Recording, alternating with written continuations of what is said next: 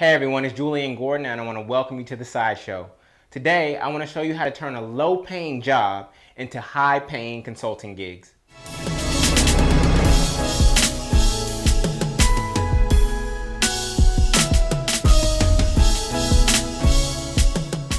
So, you may be dissatisfied with how much money you're making at your current employer because when you take your annual salary and you divide it by the actual number of hours you work, you find that you might be only making $20, $30, or even $40 an hour. And so I want to show you today how you can turn that $40 an hour up to $60 an hour in the evenings or on the weekends or perhaps even before work. So recently my wife and I were at Home Depot and we were in the gardening section because we want to start a garden, and we were asking the employee for advice. And he was giving us great feedback on how to start our garden. So much so that if he had his own gardening service outside of Home Depot, we would have hired him on the spot right then and there. But unfortunately, he never made the ask. It may be against his employment contract to do so, but I'm going to show you how you can work around that and actually engage with other clients outside of your employer's clients. So first and foremost, there is you in a company, right? That's you in a company. And while you're in that company, hopefully you are gaining some valuable skills. And that's skills with a $S, right? That you can take out into the marketplace and actually create value for other people if you were to do similar work independently. When I've done my research on side hustlers, what I find is that 40% of side hustlers have a side hustle that's directly related to what their employer is doing. They see their employer in a certain way in terms of how they move in the industry, and they say, you know what, I would do it a little bit differently. I would do it like this. Another 40% of side hustlers have a side hustle that's kind of somewhat related to their particular current work or their main hustle. And that means that if they're in the baked goods industry, they might have a catering service that's not related to baked goods or even serving the same clients that their employer or their main hustle serves. And then another 20% of side hustlers only have side hustles that are completely different from what they do on a daily basis at their main hustle. Okay, so here you are in your company and hopefully you're gaining valuable skills. And this is obviously your company.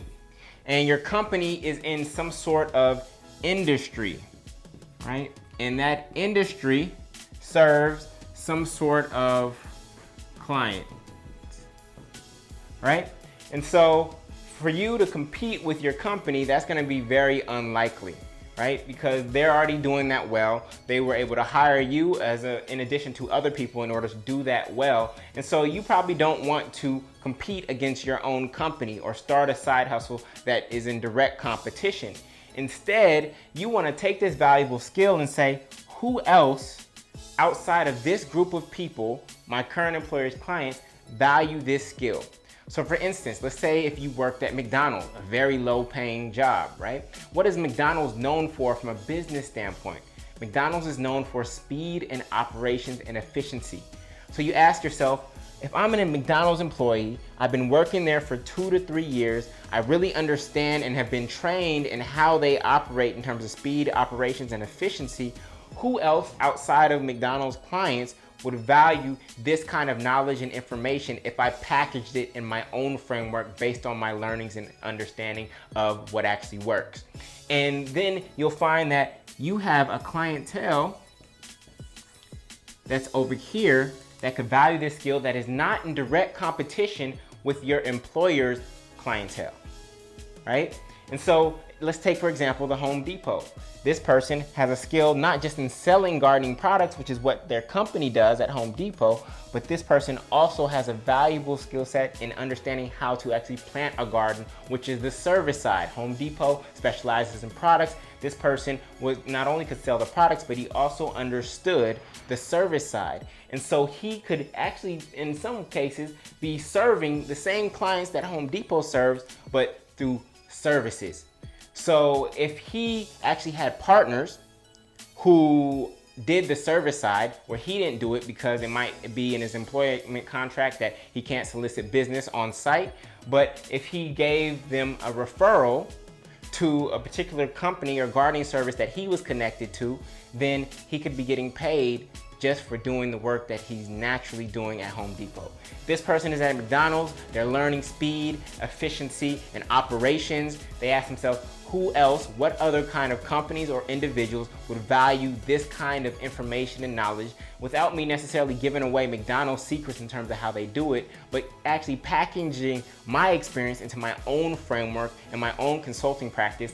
I could be making triple, quadruple, 5 times, or even 10 times what I make at McDonald's for 1 hour of work, doing my consulting practice based on what I've learned in this space. So what I really want to challenge you to do is see your current employer as a full paid scholarship. As a full paid scholarship. I know you're probably sitting on some college debt right now, and for many of us, we went to college and we had to take out debt. We didn't have a full scholarship or a full ride.